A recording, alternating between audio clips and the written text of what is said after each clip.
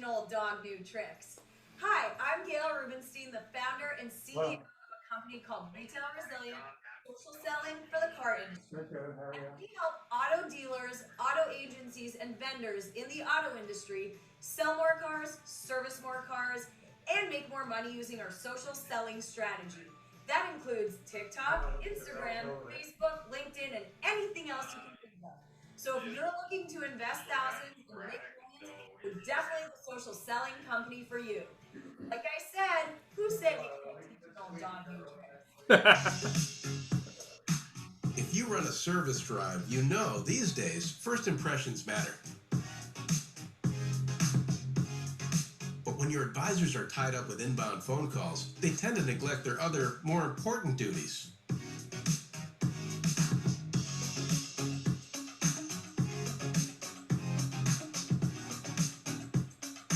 And did you know 75% of all service calls are frequently asked questions in routine requests? Still, the average dealer misses up to 30% of inbound calls, adding up to a ton of missed service opportunity and increased customer churn. 68% of callers actually go elsewhere if they can't get through, which means you could be losing $60,000 to $70,000 every month in service revenue simply from missing calls. So who will pick up? Introducing Brooke. Hi there. Your best service scheduling assistant. Brooke is the first intelligent digital voice assistant to answer, handle, and appoint all of your inbound service calls. Hiring Brooke means absolutely no call goes unanswered, boosting your customer satisfaction and reducing your overhead costs. And talking to Brooke is like talking to a friend with human-level understanding and a friendly conversational voice. Her conversational intelligence is built on millions of actual service industry conversations, making her the easiest onboard you'll ever have. She can handle any volume of calls and follows your policies every step of the way, 24/7. That means even when the lights are off, Brooke is always on. And I can do it without missing a beat. You really do check all the boxes. Book with Brooke today. Visit Brooke.ai or call 866-942-1236. Finally, the perfect match.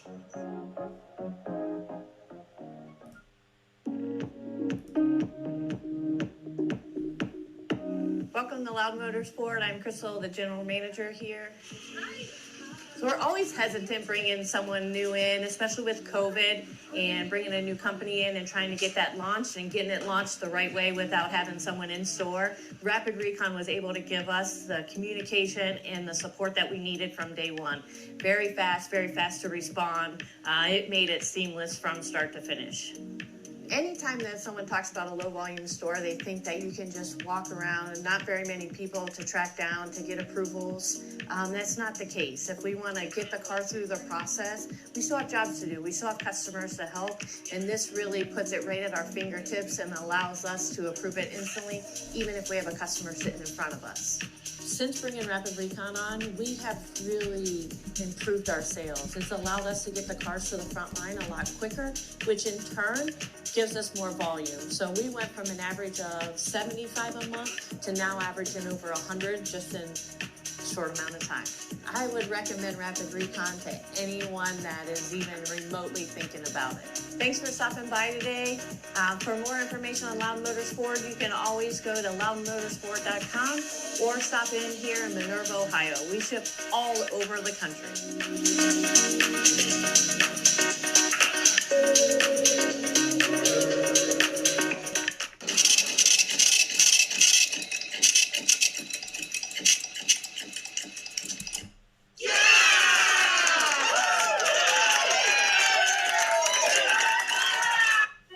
Good morning. So here we go. Morning, everybody. Well, he's quick there. So we have a bit of a long lead in. We owe everything for this to our sponsors to allow us to pay for the high-tech stuff that we have. So thank you for your patience, and we're going to get started here now. All right. So this is Jeff's comic, so maybe he could talk a little bit about it. Well, very interesting. This comment is today's about the metaverse. The title's at maximizing advertising in the metaverse, et cetera, et cetera, et cetera. Just like we proved, for those of us who've been around a little while, Don, you'll certainly know this. In the old days, it was whatever day it was, you sat down, did your ads, and there was the blowout sale, et cetera, et cetera, et cetera. And then, of course, we went to online advertising, and same thing here, the same stuff. And of course, now this whole new experience in the metaverse, will this turn into that? So I found the cartoon quite entertaining. And there's a number of different books on the metaverse. These are just 3. So if you're curious, you can definitely look up. But these are 3: Snow Crash, Neil Stevenson, Marching Towards the Metaverse: Strategic Communication Through New Media, and Matthew Ball, The Metaverse, I guess kind of the trippy one, How It Will Revolutionize Everything. So those are a few books on the metaverse. So go ahead with our disclaimer, Jeff. So the views, our disclaimer is, because we have some stuff, and I apologize for that little bit of a lead in, because you never know how racy it gets. But the views of the guests and the audience comments of the AutoHub show are purely those themselves and don't necessarily reflect those of the AutoHub show, Ian Nethercott or Jeff Polo. While we do our best to direct the commentary of the participants, we advise our viewers that there is a chance that something could be said or shared that may be concerning to some individuals. That's the brief one. If you'd like, please read our disclaimer online for all the in-depth legalese. And now we're getting into the Metaverse Show. So go ahead, Jeff. So thank you for joining us to our Metaverse Show. It's very interesting. The Metaverse, we have some incredible experts on here today that know way more. The bottom line is I know nothing, and Ian knows a little bit more than I do. But I found this meaning of the metaverse, and the term metaverse it's a portmanteau that combines the words meta and universe. It's used primarily to refer to an anticipated future iteration of the internet that's often hailed as Web 3.0. The evolution of the internet is expected to see the rise of online 3D or virtually integrated environments that provide users access to virtual reality and augmented reality experiences, which really is quite very interesting, because I found that once I read that, I understand it that much more. But it makes more sense. The thing that made the most sense to me was the Web 3.0. And joining us today, speaking of Web 3.0 metaverse, are some great people. Metaverse, please excuse me. First of all, the person who was wildly hailed as being the first dealer to sell a car on in the metaverse is Brian Kramer, General Manager of Germain Toyota of Naples, Lincoln of Naples, and a heck of a lot of metaverse stuff, Naples, Florida. Brian, please say hello to everybody. Hello, thanks for having me on. Apologize, I had to switch locations. My Wi-Fi was a little bit weak where I'm at. I'm back in business now. Am I coming through clear? You betcha. Hey, this is the meta world here, the quasi meta world. This is the online world where anything can happen, and it certainly does. Thanks for joining us. We appreciate it. A guest who's been here before is Monica Aurora Beers, the founder and CEO of Digital Monk Marketing in Calgary, Alberta. Monica, thanks for joining us. Say hi, introduce yourself. Hi, I'm Monica. Thank you. You did a great job introducing myself, so thank you. Perfect. Next, we have somebody new to the AutoHub show and a real thrill to have here, which is Shay Richburg. She's the co-founder of the FutureWise Group. She's a futurist and a lot of metaverse stuff too. From what I can see online is from New York. Shay, please say hi and thanks for joining us. Jeff. Hi, everyone. Hi, it's nice to meet you all. As you explained it, co-founder of FutureWise Group and the executive producer of 2 Metaverse podcasts. So I'm excited to be here with you all today. Thank you for having me. Thank you. You know, I haven't had a chance to tune in and look them up yet, but do you do them from the metaverse? No, I don't. I'm still in the real world. I'm providing information about that virtual world. Well, thank you. We look forward to getting this started and hearing more. We have another new person to the AutoHub show, Brooke Furness, who's the president and founder of BZ Consultants, BZ in the States, yes. Consultants Group and digital marketing consultant in Vernon Hills, Illinois, near Chicago. Brooke, say hi. Tell us a brief bit about yourself. Yeah, thanks so much. I'm super excited to be a part of this and join all of you and your incredible, brilliant human beings on this. And yeah, you pretty much said it all. I live in Illinois and just here as everyone here just to move this industry forward and move everyone forward. So that's in a nutshell what I do.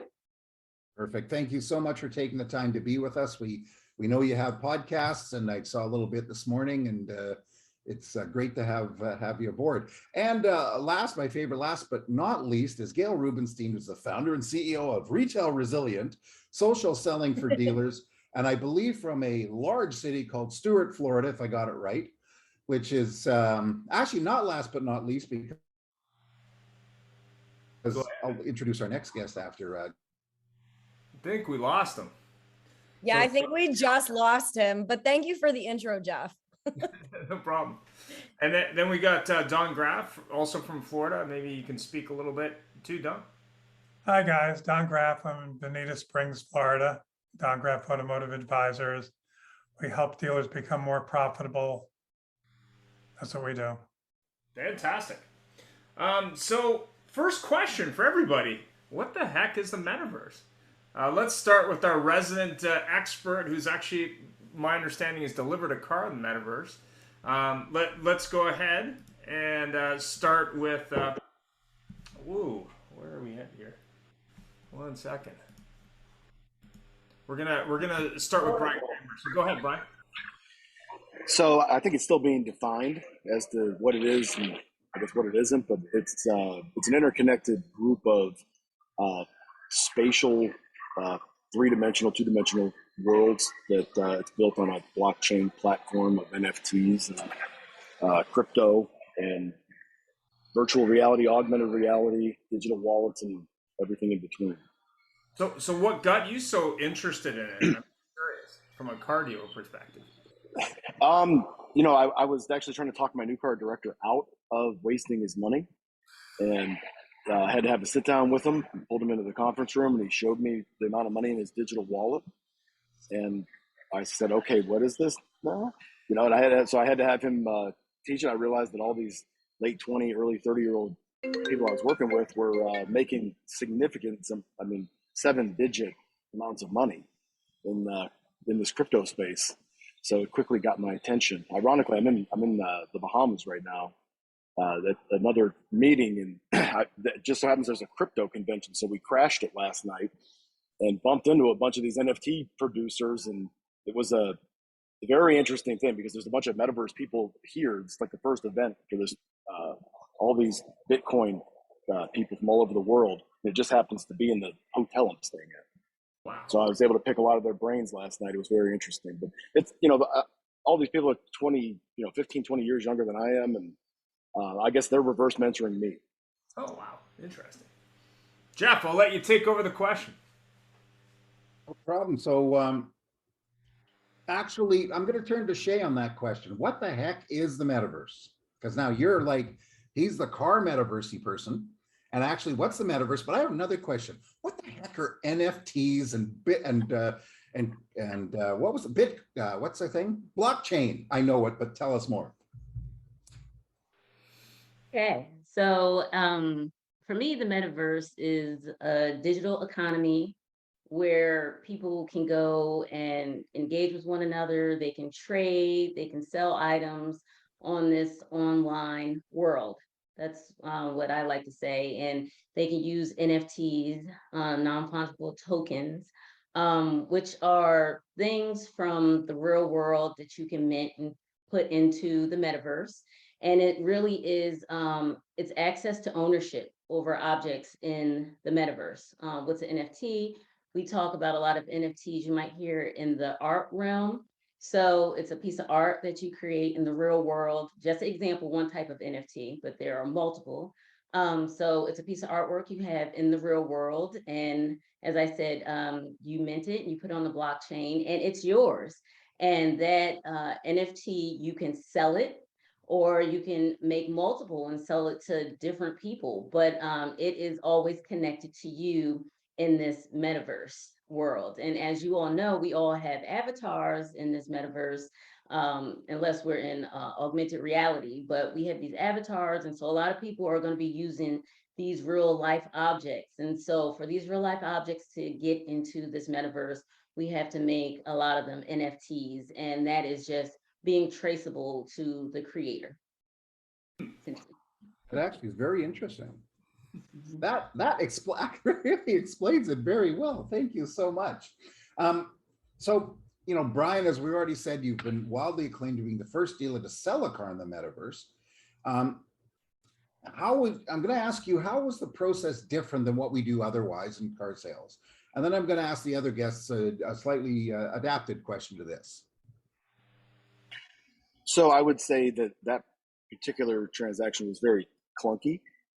It's more of a learning experience than it is a transactional experience at this point. You know, Web3's, you know, still Web 2.0 and 4G. So we haven't made the jump to 5G yet. So a lot of it's kind of like buying, you know, trying to buy a car on a desktop website on a BlackBerry in 2006 is what it felt like. It was that type of slowness, latency, the processing power, but you can at least begin to visualize. You know, it's kind of like I was talking to somebody earlier about live chat, and he goes, you know, back in whatever it was 10 years ago, everybody said chat's going to be the next big thing. Everybody pushed back on it. We were going to have to do it anyway, but instead of embracing it, we kept on taking off our website. It's not going to make sense. But this is, you know, trying to do these confirmation biases to prove why it wasn't going to work. And there was a lot of cases where you could have that example. In the metaverse, you could have plenty of examples about it for that. But the metaverse right now is a metaverse is a $23 billion virtual reality and all that stuff is $23 billion business. There's a bunch of companies say it's going to be $700 billion by 2026. Citibank just said it's going to be $13 trillion by 2030. So, you know, when Bezos got into the internet, they said, well, how did you know? Because I didn't know. I just knew there was going to be that much growth. And I needed to be somewhere near it. I don't know where it's going, but I know it's going somewhere. And I guess that's where I'm at with the metaverse. I don't really know where it's going, but I know it's going to be big. And I'm just going to just hold on, you know, try to hang on to the bottom rung and just not let go. That's a good point. And, you know, it's funny, I'm starting to realize this. While it's a different way of doing things, it's still doing things, isn't it? You know, it's like, you know, I remember when we first started doing internet selling, it's like, crap, nobody's going to do that stuff. And we're still doing it. Nothing's really different except how we do it. Dawn, what's your opinion on this? How likely, do you agree with Brian that this is going to become a significant way to do the car business? I think, like, I went on the Acura site and it only works on desktop currently. It wouldn't work on my iPad or my phone. I think once those aspects are overcome and it becomes a truly mobile experience, I think it will start to take off much faster. So I noticed when I was working with it on my Mac that he needed to have greater graphics possibilities. And like Brian's talking about, people that are into this are 10 or 15 years younger than him. They're people that are gamers and they're playing with sophisticated graphics software already that is capable of embracing the metaverse in a much faster way. So it's not as clunky as we're experiencing it, you know, especially for Brian and I are in Florida. We don't have the greatest experience with 5G. If I go out my backyard by the lanai, I have 1 bar. If I go to the front of the house, I have 4 bars. If I go to the public supermarket, I have five bars. It's a half a mile away. It's kind of ridiculous.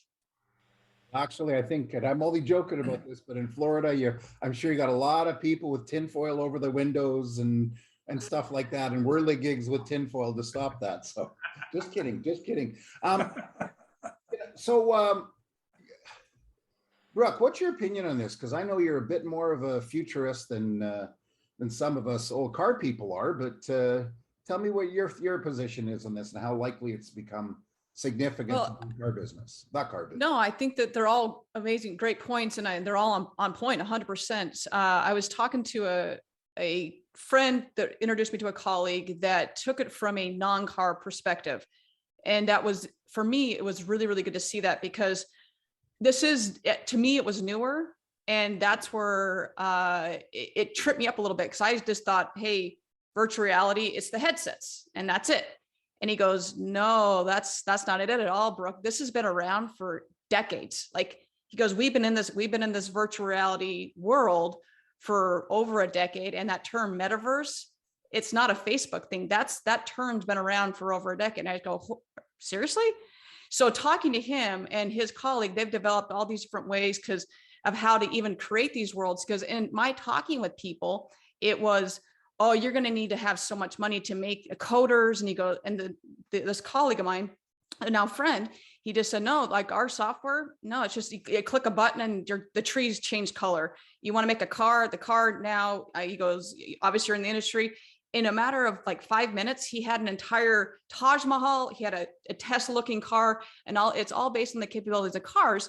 So just got us talking a little bit more, like what is the capabilities that we can see this, whether it's in our industry, in the auto industry, or in other industries. And so to say, where's this going? I think that's still very open-ended because there's so many possibilities. Yes, Brian and what he's doing is incredible. You just saw Kevin Fry just do the first transaction in crypto. And so there's just, I think that going back to, I'm being redundant and repeating myself, but I do believe that we don't know quite yet where it's going, but meeting the customer exactly where they are in their journey. At first it was, oh, digital retailing. Well, that's such a freaking buzzword. Well, what is digital retailing? So we're meeting them there. Well, now it's, if they're in the metaverse, meet them there. Does that mean that they have to have the headset on? No, because it's wherever they are, and having a clunky headset on at all times, that gets, do they want to have it on for 4 hours? No. Do they, going back to what, I think Doug, right? Graf, was that your name? I apologize. Don, sorry, apologize, Don.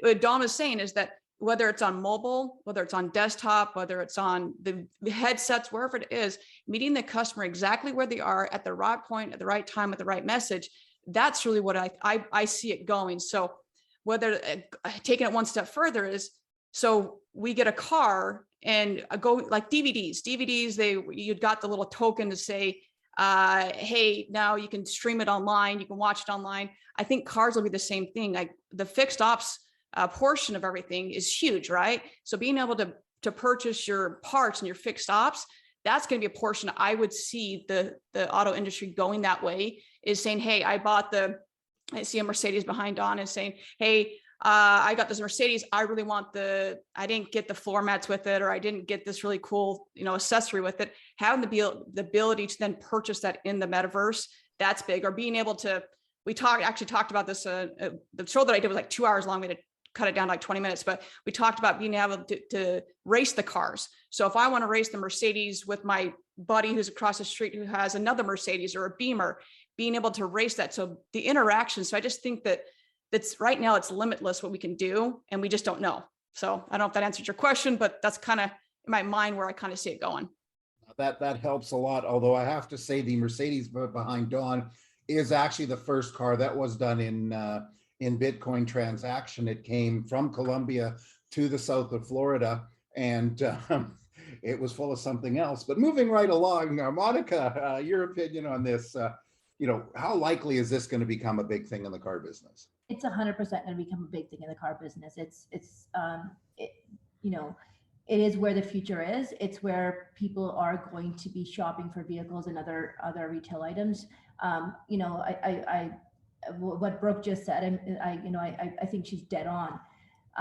This is the future. This is either you get on board now or you get on board when everyone is getting on board. So it's definitely not going anywhere. Just like the internet, when we first thought the internet came, like, who's going to use this? Well, same thing, the metaverse. We might not know the end game. We might not know exactly the path it's going on, but we know it's going to be big. There's no doubt about that. So, my only advice is get on board now, and don't be a late adapter. So tell me, how likely is it going to be that there's going to be a gamer sitting in Miami playing in a game, and all of a sudden out of the corner of the screen pops up Brian Kramer saying, come to see me at Germain Toyota. I'm going to give you 40%. That's exactly it. That's exactly it. We can meet people where they're at, just like Brooke said, and I couldn't agree with that anymore, is that if that is the future, how do we advertise to these people? we have so much information, we have so much detailed targeting about these people in the metaverse.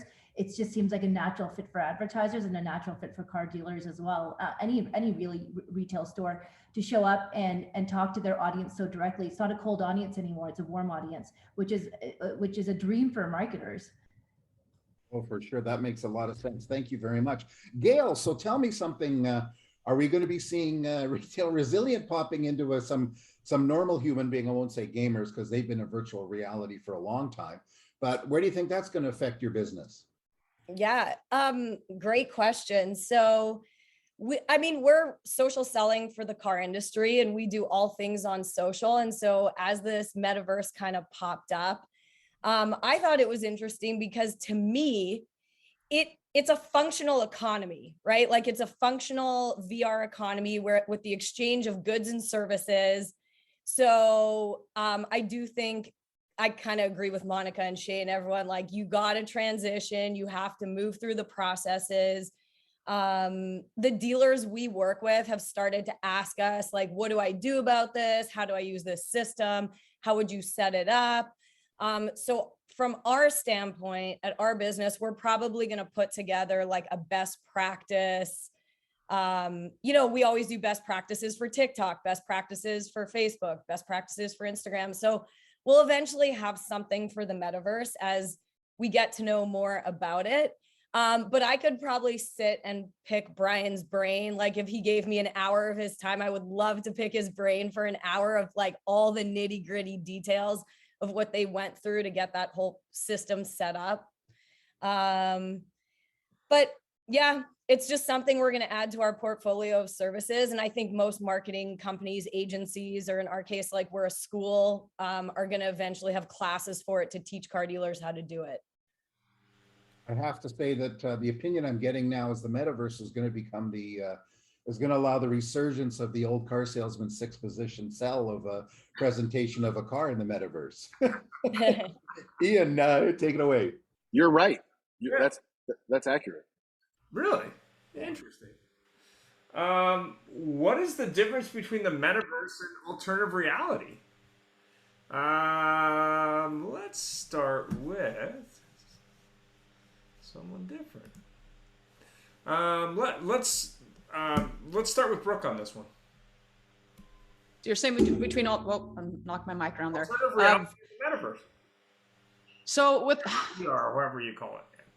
Well, there's difference. So you've got when you're talking about metaverse, there's the metaverse. Then you've got VR, which is the actual, headsets and whatever. So there's all different types. So I guess the question with that would be, are you looking at going in on a desktop and creating your virtual world, and then your actual virtual world versus having the headsets on? Is that what you're asking? Yeah, I mean, when you're looking at, I'm looking back to what was virtual reality back in the day, and now obviously it's more environment centric, and it seems to be more gamer centric, being that's sort of how that evolved. But what's the difference from a layman's point of view? Like, what do you think? I would say when you're making, and Brian can, I'm sure, speak to this as well, or anybody on this panel, to be quite honest, but from my understanding is that when you're making any of these worlds, it's so much easier, from every expert that at this point for whom I've spoken, is that when you're making it, it's so much easier to do it on whether it be a desktop or a laptop, whatever, because it's just easier to do that. And you're not going to be wanting to make it with the actual headset on. It's just, once again, it's clunky. You don't be wearing those for 4 to 5 hours while you're making it. It's just easier. Once you're in that, then if someone goes into the world, you can, talking to someone on Friday even, and every Friday he goes to a concert in the metaverse. Now he can either do that on his device or on his headset. But he goes, if it's like a 3-hour concert, I'm not going to do that with a headset on. I'm going to do it. We all get together on Friday and we watch this concert because I do it on my actual computer. So those are the difference between actually going into the world with the headset on or on the desktop, laptop, whatever it may be. I hope that answers your question. Brian, what do you think? So, all this stuff is a different building block of, of the metaverse, but there's all this technology about to come out. I've got these Ray-Bans right here. And these Ray-Bans, if I put these things on, and I don't know if they're turned on, but if I put these things on and I hit this button, that light that's on, I'm recording this video as I'm walking around. This is connected, tethered to my Facebook account. And So it looking goes into cool at the Facebook's. same time. Huh? And looking cool at the same time. But this is by Ray-Ban. At what one of the, there's all these barriers of entry, like everybody's been saying, but when Apple comes out with these, which is going to be in the next 12 months, that's going to really be a tipping point in terms of what is able to be done. But unlike virtual reality, where you can't see in front of you unless you have a digital twin of like your laptop in front of you, which is part of how Gail, how we did that transaction is with a digital twin technology. But the augmented reality is going to be, I think, more adopted much sooner. So we, at our Lincoln store, and actually our Toyota store, we have what they call Microsoft HoloLens 2. Now the problem is the barrier to entry on that's like they're $3,500 for these glasses. But here's how it works. Let me rewind for a second. For the glasses, we all are already using augmented reality. Anytime you want to buy it on Amazon, you want to put a TV in your house, or you want to see what furniture looks like. If you want to look at Warby Parker glasses, we've been use a Snapchat filter. They say 86% of Americans have already experienced augmented reality. 86% because of face filters or just any kind of something like that, right? Instagram, whatever. So people have already started becoming adopted to it. QR codes are a version of that. So everybody's been slowly getting acclimated. I mean, I had QR codes in the back of my business card back in 2011, but nobody would use it because nobody knew what it was, and it wasn't easy, it was clunky. So now you're going to be able to use your phone, and this is being built as we speak by these OEMs. A lot of them already have it, where you can get in your car, instead of having a owner's manual that's this thick, you can just take your phone and just scan it over the interior of your vehicle, and it will pop up a three-dimensional thing. You click on it, if you have these glasses, and you can move it around to see, okay, and it'll pull up and walk you through how to use your nav system.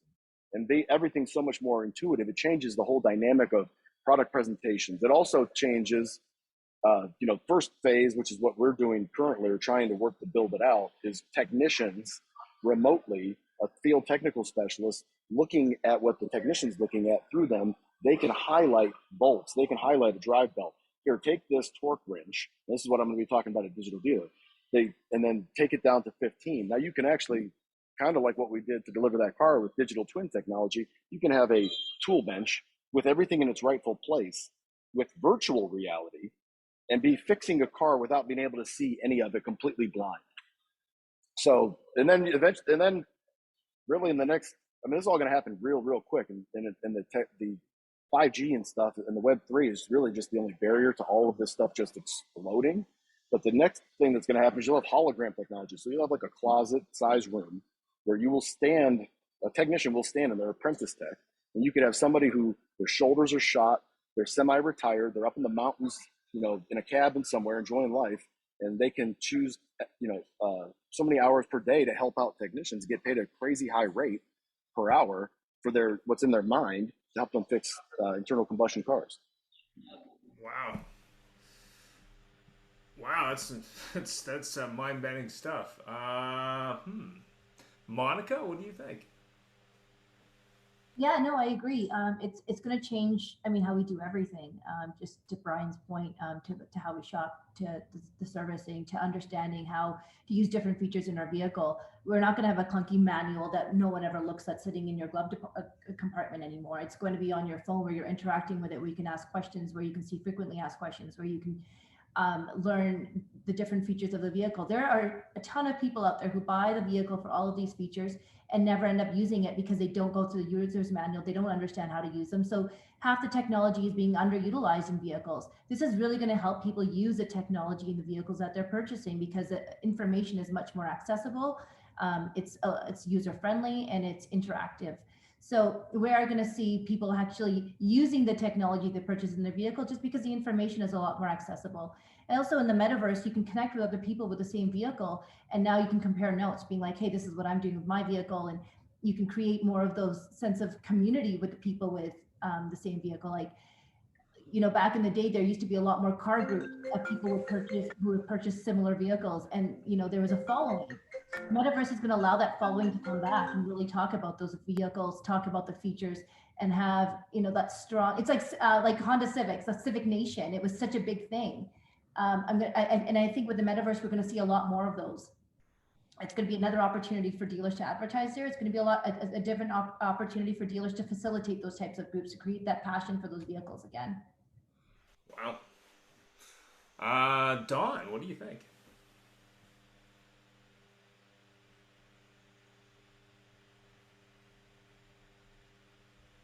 You're muted. I think he's on mute. There, now I can enhance my own communication with the community. That was the point I was going to try and make. So what do you think about VR versus Metaverse? I think more people will be embracing the Metaverse. It's more dynamic. There's more things you can do with it. There's more creativity. I mean, I'm just envisioning when I was on the Acura side, I'm thinking, wow, billboards, you're being able to use the technology with all different colors, the artists, the conveyance of getting the thought process across to people is just going to be immense. The visualization, you know, people react to imagery a lot more than to just the words. I think when you start to be able to really put creative messaging together in a buy-sell environment, I think it's going to be very cool. Very, very cool. Trying to think. Who is the next person? Our famous podcast host in the Metaverse. Give us your thoughts. That me? Yeah, that's you, famous. Two podcasts. We have to apologize. Ian's had a rough week. As we said, he got the flu, so his brain's just winding back up. Mine has always been where his is right now, anyways. Go ahead. I think this is the obvious next step. You know, what everybody is saying makes sense. Everything is clunky now, but you know, there are car companies working to meta mobility. Car companies are, BMW has made a digital twin in the metaverse of their actual factory. And so they're actually using the metaverse for higher productivity. They're syncing with engineers and robots within there. So the productivity is going to speed up. And then we have people who are going to be engaging more and more in the metaverse. See, we have a whole infrastructure system that the president is pushing, and this is actually going to help people have access to 5G. As Brian said, we're going to have glasses in the future. So it's going to be much easier for people to access the metaverse instead of just VR. You know, the metaverse is the whole shebang. It's VR, it's augmented reality, it's everything. It encompasses all of it together. So I feel like in the future, people won't even have to stress about wearing these VR goggles. It's going to be bigger than that. You know, it'll be really simple. It'll be at the level of just having on a pair of glasses. And when we talk about the metaverse, you know, we talk about the omniverse, and there's lots of physical sensors that people will have.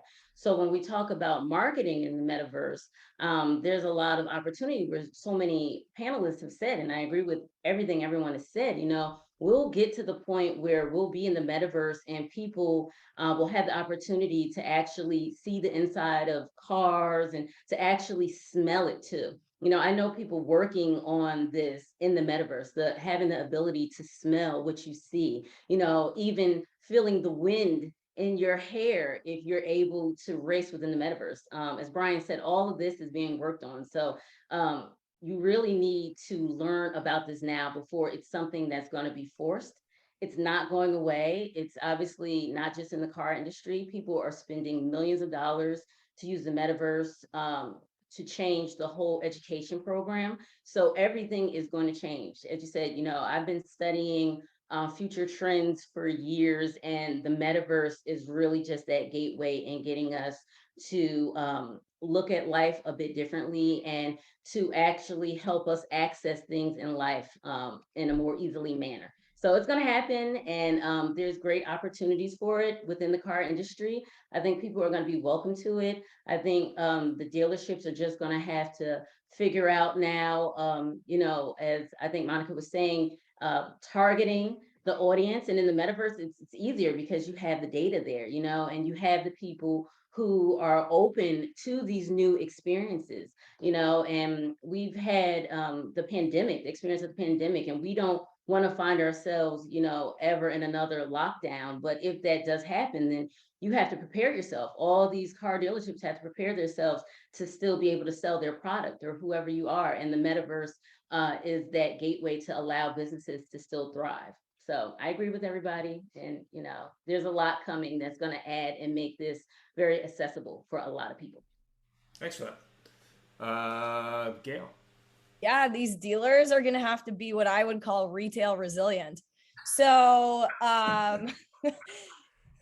You're absolutely right. That is literally, so one of the reasons why I named this business Retail Resilient is because car dealers are the most resilient people I have ever worked with in my life. They have the ability to adapt. They have the ability to change. They have the ability to move things forward in the economy. And I feel like most car dealers I've worked with in the last 25 years have been pretty cutting edge. So it's really cool to see that Brian's way more ahead of the curve than a lot of car dealers, but they are definitely retail resilient people. And the one thing that I am so curious to see that I'm really, really intrigued about is how it's going to affect the banking system. Is it a decentralized banking system? How's it going to affect how we function in terms of the exchange of money and the finance system? So I'm really looking forward to seeing what's going to happen. I talked to the people that are building that, ironically, last night. Okay. And what they were saying is that everything's going to get, and the interesting thing is that in order, no differently than what Monica was saying about making it experiential versus transactional. Last night, I'm down here in the Bahamas, and they had this Bahamas crypto event with people all over the world that are just happen to be here. So we figure out how, what is it that is required, because it's invite only. There's heavy security. They got Pitbull playing there, and they're obviously well capitalized. And I'm like, well, I want to get in there. It's really exclusive. So all of a sudden, my valuation, I guess, of it went up. So I'm trying to figure it out. So I had to buy this NFT. It was a Yakuza Panda. And I'm trying to figure out how to connect this on this other Polygon blockchain versus the Ethereum blockchain. And it was a lot. But once we got up there, you just show them, hey, I own this NFT. Okay, you're part of the club. So now, which also will go up in value, and it doubled in price last night after the transaction because people were reselling them on OpenSea, which is their version of eBay. So NFTs also, have smart contracts like cryptocurrency does. So it's very interesting how everything comes together. It's how you buy property in the metaverse is on a smart contract. But last night, as we were talking about it, they said, Automotive, we see people staking the crypto as an asset. So let's say you have $100,000 worth of crypto. And by the way, there's 20% of millennials use crypto towards a down payment on a mortgage in 2021. Wow. So, and that's only going to increase. But so they said, and these people are mid-20s or something. I mean, it was crazy, but they're, obviously insanely wealthy already from just all of this space, how quickly it's exploding. Enough to hire a lot of entertainment. There's a whole bunch of other acts they have coming. So as I'm talking to them, they said, so $100,000 in crypto, you asset collateralize that instead of the car. So if you bought a car, you have $100,000 in crypto, you need $50,000 for the car, you would use that as security-based collateralized asset. We'll keep your crypto, you pay us back a payment. So instead of they keep the title, they keep your crypto. And if it's 50%, you get a better rate. If it's 30%, you get a better rate. If it's 70%, the rate goes up. But for a thin file, 25-year-old person like the people I was talking to last night that don't have credit, but they have tons of crypto, there's actually the company Kevin Fry used is about to launch that same product in the US. So the same way I remember in the mid 90s and early 90s when leasing came out and everybody trying to wrap their minds around, wait, what? Am I renting the car? Do I even own it? What is this? And it's very much the same way. It's going to, I mean, really expand everybody's mind. And it is going to decentralize everything. It's going to because you have smart contracts, you have blockchain. It's very similar to e-contracting right now with all of our lenders. With e-contracting, there's no mistakes because you have to do it right the first time, which is the whole problem with most of the way we do everything. Is we try to shortcut things, and there's not a common ledger. To blockchain is going to change everything as well. I just registered my watch on blockchain, and so if somebody goes to a pawn shop, it's going to that. Carfax has to wonder what that's going to do to them. If everything's on the blockchain. Brian, it almost seems, or for everyone, that like it's from like a monetary perspective of like a decentralized banking system, it's shifting the power from government to the people, where the people are going to almost control the what's going on with the money in our economy, and it's just going to pull all that control away from the government, and it's starting to work. So based on what you're saying, it's definitely starting to work. The people I met last night were more, they were so over my head, and they were so intelligent, the way that the things they were talking about. But I would I don't even know these people, but I would trust that. I promise you, they know more than a lot of people in Treasury do about financial systems, or at least mathematics. Thanks for that. Jeff? I don't know how to follow that. Shift gears a little bit and go sort of do a little bit of car people talk here. So when the internet became a big deal for customers to shop and interact with dealers, it all came to this craziness in the dealership. It's like the old days of phone lead. And so you had people in the dealership that were, some dealers were round robining their people, just letting whomever's up it was to handle an internet lead. Some made an internet sales department. What manner of chaos is this going to cause in dealerships as to who's going to handle the customers? And I'll go to Gail on that first of all, and we're going to move through the car people first, then go to Shay, actually to Brooke, who's car and other stuff, and end up with Shay on it because she's going to have a different view. Gail? Well, in my world, all the salespeople are going to go to our school and we're going to teach them how to do it. But that's in Gail's world. That might not be in everyone else's world. So Gail, what you're telling us is in your world, they're all going to come to you so you can go to the next convention that Brian met those people at. And we're going to train the salespeople to handle the leads, handle the metaverse. So that is what we teach them now. We teach them how to social sell. So how do you start a car deal on Facebook, and how do you close a car deal on Facebook? How do you start it on TikTok, and how do you close it out on TikTok? So whether it's the metaverse, it's the same thing, right? It's how do I start a car deal in the metaverse, and how do I close it and move the customer through that sales process using a virtual platform. And that is literally what we do. So in my world, we would just help them and teach them how to do it. Well, Brian, I'll jump to you on this one then. And you're ahead of people on it. And by the way, I have to congratulate you because a lot of people in the car business say, yeah, I did. The first thing you said was my new car director wanted to do this. And that was good. Good for you. So where do you think we're going to go, and who's going to handle this? So to that point, I always sit down and ask my team about it because I come up with some really crazy out there ideas. Don has walked into our dealership and seen us in the conference room, and we debate, and it's expected that we confront each other and call each other out on what's not going to work before we make fools out of ourselves. And there's nobody, they better call me out on it because I throw some really abstract things out there. And if they already know that if there's a landmine, they need to tell me about it, not just sit there and go, yes, which they never do, but, just say, yes, okay, we'll try it because they don't want to hurt my feelings.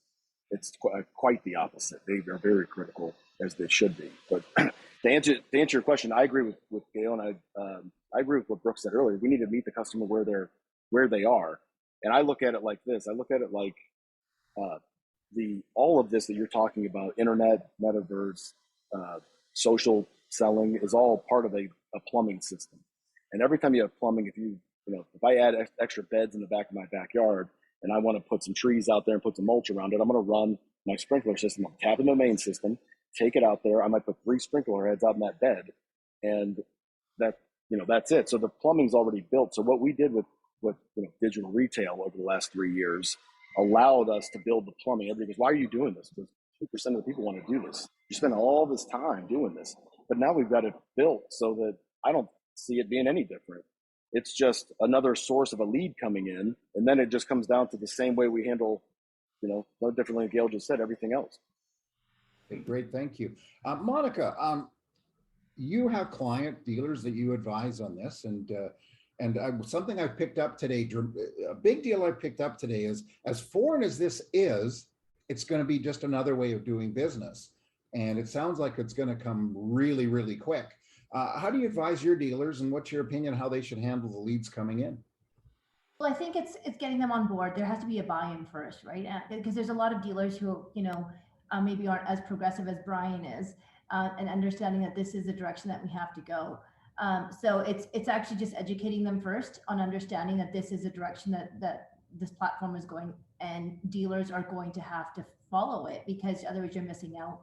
It's a huge opportunity. It's a huge opportunity for all retailers, and especially in automotive, because now we can be interactive online and create an experience that that you can get online without being in the dealership, and actually a very enhanced online experience, probably in many ways easier than a dealer experience. So it's one of those things that we have to educate our clients, understanding why you need to be there, how important it is for the future of the dealership and business, and then finding the steps there to get there. So it seems very overwhelming at first when you talk to dealers about it, but when you break it down and you're showing this isn't going anywhere, when you have these huge investors going into the metaverse, it's going to be big. Microsoft is not going to be investing, one of the biggest investors in the metaverse, if they didn't see a future in this. So I think it's really leaning into the educational part with the dealers and explaining that this is the future. That makes sense. Of course, I think back to the video we ran before we did the live show of Bill Gates sitting there talking to David Letterman, and there was a very fresh-faced young kid wearing the same sweater he probably wore last week. And so I know we even today we still have dealers that are saying they don't want to do a digital transaction, that the internet just take the lead and phone them and move on. How are we going to combat this resistance to this? Because it's very funny, because as I already said, I have a different view of this today, literally in this last 45 minutes of talking to people, than I did beforehand. So how are we going to combat that narrow-mindedness? Hey, Jeff. Drag them through the mud. Jeff, you asked how are we going to handle the chaos? I don't think there's going to be chaos. I think with every situation that ever arises, it's just a matter of what kind of processes and what kind of culture the dealer has. If you look at a timeline of history, thousands of years there's been intelligent life on Earth. They say the development all happened in like the last 8 seconds. Don earlier said, I'm looking for 4 bars. Well, if that was 40 years ago, it meant he was a drunk. He was looking for bars. And I know a guy who had one of the first cell phones. It was like carrying a briefcase around. So now that it's here, now that it's being introduced, now that everything's accelerating, the DeFi of finance and everything, I think Brian, you said something and I had a smile. You said when leasing came up, I had guys that were quitting because they couldn't explain. When they told people you're going to have to start working with computers, a couple old vets said, screw this, I'm not getting involved. Why not? That's how I got an F&I job. Yeah. My hero's Ben Franklin, and he said, when you're finished changing, you're finished. This thing's here. People are not going to back away from it. And like everything else, it'll accelerate and get easier and easier. So the people that have their head in the game are going to want to do it and want to grab it as quickly as possible. I mean, how do you, once people understand what Brian Kramer did and that you can buy these things through the metaverse, who's going to want to not to do it? Who wants to feel like they're yesterday's news? So I think it's just a matter of not only supporting your salespeople and everybody involved, but holding them accountable and making sure there's a process. I think that's always the cure for chaos. Thanks, Larry. Much appreciated. I think you got a good point. Monica, I'll just let you continue on that too, and actually address the things that Larry said here too. Yeah, no, I absolutely agree with Larry. It's get on board or get left behind at this point. And that is, I mean, that is the simplest and the most truthful way of saying it is get on board. At some level, start learning about it, start educating yourself, and start understanding at what level you're going to participate. Because if you decide not to participate, it's going to be the end of your business, really, because this is the future. This is where people are going to be purchasing majority of their items, not just vehicles. So it's going to be a behavior that's learned. This is where we go get our things. This is where we interact with products. This is where we interact with people and gain knowledge. So if you're not a part of that equation anymore, you're losing on your traffic, you're losing on sales. So yeah, just right back to your point there is that it's not a decision anymore that should I or should I not, it's when. Perfect. Thank you. I really appreciate it. Dawn, I'll go to you on this and then we'll go to Brooke and Shane. I think the dealers that don't embrace it are going to be left behind. You'll see more acquisitions because they're not going to be able to compete. If you don't have all the tools, all the tools for someone to purchase, you can already see the dealers that don't embrace change are the ones that are being swallowed up, and their dealerships are less valued than the dealerships of the people that do embrace change and do grow. I actually, believe it or not, I know a dealer today that won't let his salespeople have a computer out on their desk in the showroom. Oh, I've been in those stores. Yeah. And okay, so next we go to Brooke. What's your opinion on this? First and foremost is I just got to say Blockbuster and Kmart. I'm pretty sure that they were not in the whole evolvingness. They didn't believe that, oh, Netflix isn't going to put us out of business. You look at Kmart, same thing. I mean, one of my favorite commercials was Kmart, and they had it was all about, I'm going to be very careful. I say this, ship my pants. And they had a whole commercial. It was hilarious. I loved it. And if they would have continued on evolving and marketing and doing all their things, they wouldn't have went out of business. So you look at all these companies that have said, hey, we're not going to evolve. We're going to stay set in our ways. We're not, Netflix is not a competitor. We're not concerned about them. They should have been. Blockbuster should have been. The internet, no, we're A-okay, just faxing all of our leads, and we don't want to worry about that. Internet, it's not going to last. This is going to last, and it's going to only steamroll forward, as everyone on here has just said. So before, it's the same thing as going back, I think, Brian, you said something about chat. Before you make any change, though, you've got to go back to what is my process going to be? Because all this is great and fantastic and wonderful, but if you go ahead and make that leap and have no concrete foundation of what the hell are we doing, then that's a big problem, because you've got to know, as stated earlier, who handles the interactions, who handles the customer, what's your process going to be, because that's is so key. So because this is moving forward and it is coming down like a freight train down towards all of us. So yeah, very, very important. And the process is so insanely vital and key and necessary, and every other synonym you want to throw in there. But just like everyone else said, this is not stopping. This is only going to go full force, and the clunkiness that is happening right now, that is only going to get better, and it's going to be more streamlined. So agree with everyone on here. Just and as everyone else said, just get your process in your house in order, because if you don't, you're going to be left behind. It's just a matter of time. That's a great point. You know, when I early on, when I got into the car business, I was taught the 3 Ps, and the 3 Ps were people, product, and process. But these days it's going to turn into process, product, and people is kind of my guess. And thank you for that comment. And Shay, now we got the non-car person moving into the car people. And how do you think dealers should be handling this when they're getting, and I don't want to call it a metaversal lead, but it's going to be literally somebody sort of, in my opinion, maybe I'm wrong, coming into your virtual showroom and going, waiting for the salesman to go and handle them. Person. Oh my God, I'm so bad. Jay.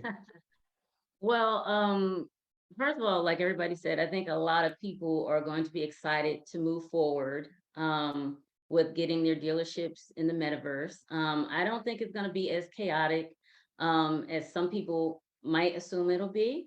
It is all about training their staff. And, I work with clients, I get clients in the metaverse. And so one thing that I have to address, once a dealership understands the importance of having presence in the metaverse, it's really important to understand your location, your size, and visualization of your dealership while in there. So that means, where do you want to have your location? Do you want your location next to a museum that's in there? Do you want your location in Decentraland or in Sandbox? So all of that on the metaverse side is very important on where a dealership would put their location in there.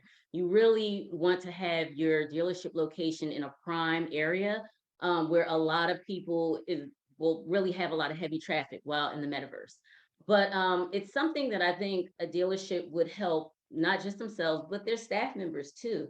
We always want our team to be heavily invested and knowledgeable of the latest trends and things that really connect us to one another. And if we're not involving ourselves in a method to stay connected with different groups of people, it's a huge disservice to yourself and your business, regardless.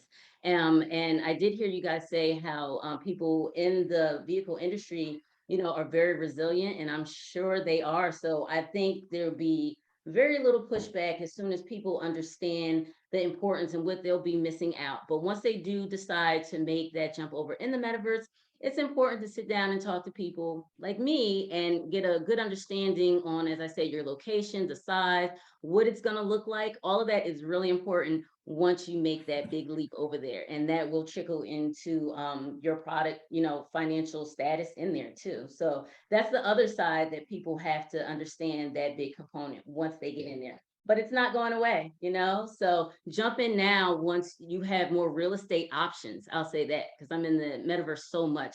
It's a good time to jump in now. It's cheaper now.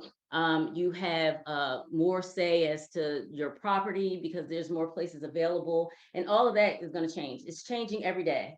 People who are in there right now, it's pretty amazing. You can go to Snoop Dogg Land, you can go to these amazing museums that's in there, and you want your dealership right there. When people come out and they come from, these amazing fashion shows, and then to see your top line automobile right there, so that's the marketing of the future. All of that is going to really make the car dealership of the future, as Brian is already in there. So that's my 2 cents. It's also to your point. It's going to change everybody who's on this panel. The way you train, it will change everything you know about training and learning and education. It's going to be explosive. It is. So good times, and it's fun. And I'm sure Brian can tell you, and I'll tell you, the metaverse will blow your mind. It's a lot of fun. I'm a speaker in the metaverse, and I can tell you guys, it's nothing cooler than speaking to a big crowd in my avatar. I'll tell you that. So it's going to blow people away when they're selling cars in their avatar, and talking to people. It's a whole nother dimension, that you really have to experience. And once people get in there, the consumers, they're going to love it. I guarantee you. So it's not going to go away. Embrace it because it's fun. It's just the next level of opportunity. So, yeah. Thank you. I really do appreciate it. And we're getting down to near the end. And I picked up on a couple of things. One is it's a big deal, but it isn't a big deal. It's just learning how to use it. It's just going to be another way to do it. Another one I picked up is what Brian said is there he is. He's got all these people that live in the virtual world with virtual currency, with gobs of virtual currency, and they still have Pitbull there live instead of a virtual Pitbull. And so that's a great thing. I thank you all for joining us. It was tremendous. Nice to meet everybody, hearing great things. At first, I was also quite jealous that Brian's in the Bahamas, but then I realized up here in Vancouver, we have Whistler, an hour's drive north of here, and we go there like nothing, and people in Florida just go to the Bahamas for the same thing. Ian, I'll turn it to you to close off and for final comments. Yeah, great show. Learned a lot about the metaverse. Really looking forward to future shows on the evolution of, I guess, the process of selling everything. And really thanks to everybody for joining in, but more importantly to putting in their thoughts, because I think it's a brand new world, but more importantly, it's changing every day. And there's a lot of information out there that people aren't even looking at because they're afraid of change. And I appreciate everybody really reinforcing the fact that change is not a bad thing. And have yourself a great week, even if you're in the Bahamas.